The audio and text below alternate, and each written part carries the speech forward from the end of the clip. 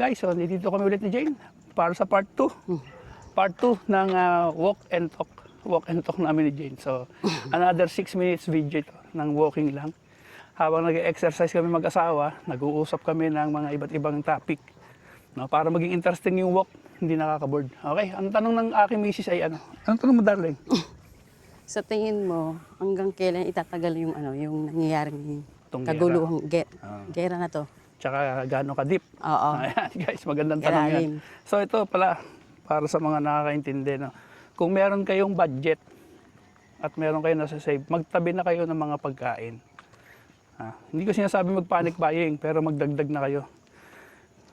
Mag-stock. Tapos kung kaya nyo ng sarili nyo pagkain, mas maganda. So ang ina-expect ko ngayon, darling, ito nakakatakot sa prediction ko. Dahil nga sa nangyayari na yan, dahil ang Iran talaga, ginagaranti ko, hindi talaga susuko yan. Kasi willing silang i-drag ang buong mundo dahil sa gera. Kasi gusto nila i-pressure ang US at ang Iran, ang Israel na tumigil na. Pag tumigil sila, Tsaka lang na sila hihinto. Yan lang ang gusto ng Iran, na huwag silang pakialaman, huwag silang atakihin at hihinto sila. Pababayaan nilang dumaan yung mga barko sa Strait of Hormuz. So balik tayo sa tanong ni Jane kung hanggang gaano katagal. Ito, hindi natin kayang sabihin yan. Kasi depende yan sa reaksyon ng kabilang panig, no? Ng Iran, ay ng US.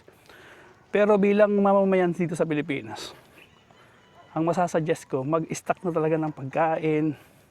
Kung kaya nyo bumili ng mga solar power charge, tsaka yung bago ngayon, ano ba yun, yung power bank nung lalaki?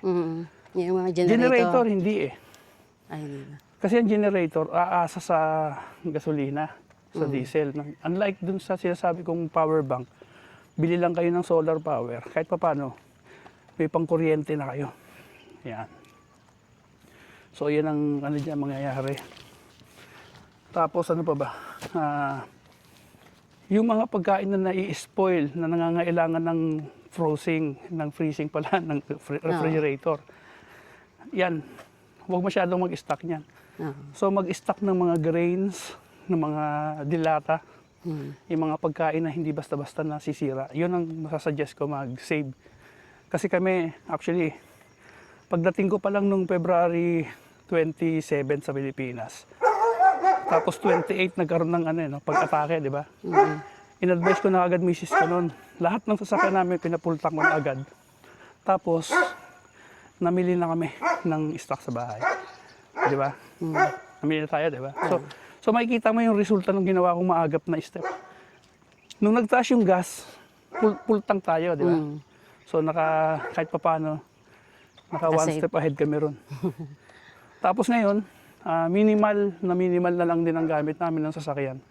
Kung hindi naman importante yung lakad, hindi na kami masyadong umaalis. No? Kung aalis man kami, ang ginagamit namin yung matipid na yung motor. Konsumo.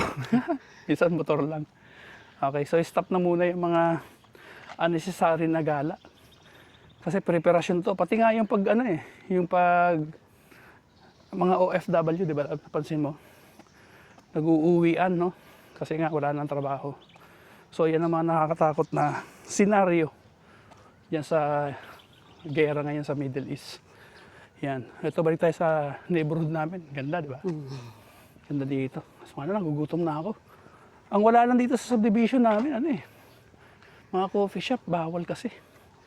Dati nagtry ako dito Dapat marinig to nung admin namin. Meron naman, kaya paglabas mo. Hindi, I mean sa loob. Sa loob, wala. Diba? Bawal kasi dito. Dati kasi nag-suggest ako sa kanila, maglagay ng isa, halimbawa, kasi laki ng space, Pwede naman maglagay ng coffee shop dyan. Ayaw lang nila. Dinidiligan pa niya. Dinidiligan pa niya, kaya sabi niya Kaya lumalaki. Kaya pala lumalaki. Ayan, okay na. Tapos na yung topic natin. Good. Bye-bye.